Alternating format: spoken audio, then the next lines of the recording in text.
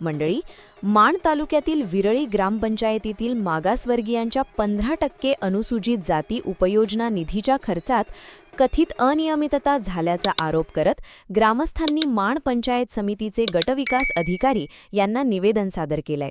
याप्रसंगी सामाजिक कार्यकर्ते सुरेश गोरड, हणमंत सकट, तानाजी सकट, अमेय सकट, सोमकार केंगार, गणेश केंगार, अमित सकट, नरेंद्र गोरड तसेच आंबेडकरी चळवळीतील नेते दिगंबर बनसोडे आदी कार्यकर्ते उपस्थित होते। निधीच्या खर्चाबाबत पारदर्शक माहिती उपलब्ध करून देण्याबरोबरच सनिहाय आर्थिक व प्रशासकीय चौकशी करण्याची मागणी निवेदनातून करण्यात आलीय।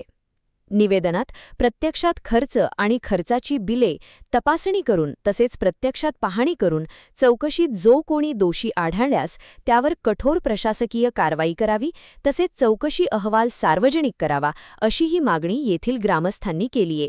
चला तर पाहूयात ग्राउंड रिपोर्ट।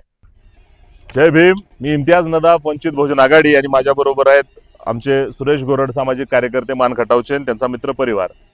आज आम्ही पंचायत समिती मानचे बीडीओ साहेबांना विरळी या गावामध्ये जो काय पांढरा हत्ती नावाचा जो घोटाळा झालाय की पाण्याच्या टाक्या ज्या 5-10-15 हजार किमतीच्या होत्या त्यांना 45-50 हजाराचा लेबल लावून त्यांना महागड्या टाक्या दाखवून जो मागासवर्गीय समाजाचा जो 15% अनुदान आहे त्याच्यातला भ्रष्टाचार उघड करणारी ही घटना विरळी येथे घडली आणि ती घटना घडल्यानंतर त्याची सखोल चौकशी व्हावी।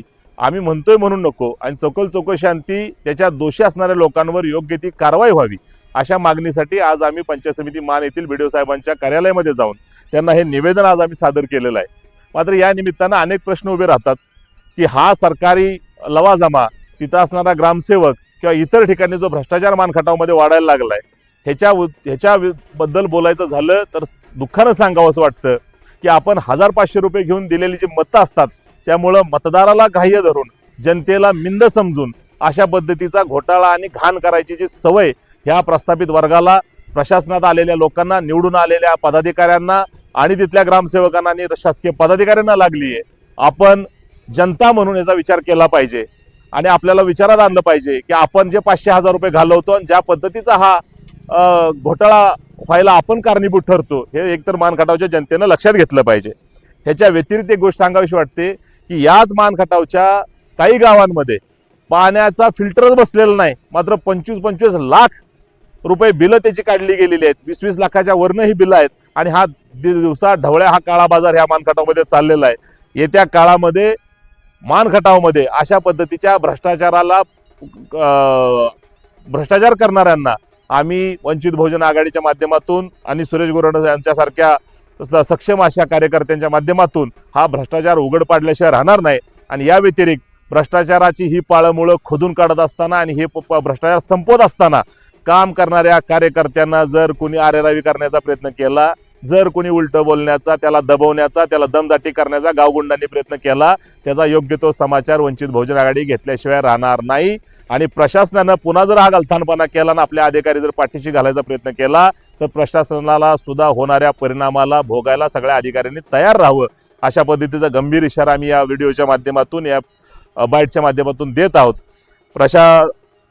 आमचे मित्र गोरड साहेब यांनी याच्या अगोदर विरळीपासून त्या झऱ्यापर्यंतच्या रस्त्यासाठी आंदोलन केलं होतं, तेही यशस्वीरित्या पार पडलं होतं। आणि आज हा भ्रष्टाचाराचा जो नवीन पांढरा हत्ती सापडलाय ह्याला सुद्धा त्याच्या योग्य ठिकाणी पोहोचल्याशिवाय आम्ही राहणार नाही अशा पद्धतीची ग्वाही देऊन आम्ही हे निवेदन संपवतो।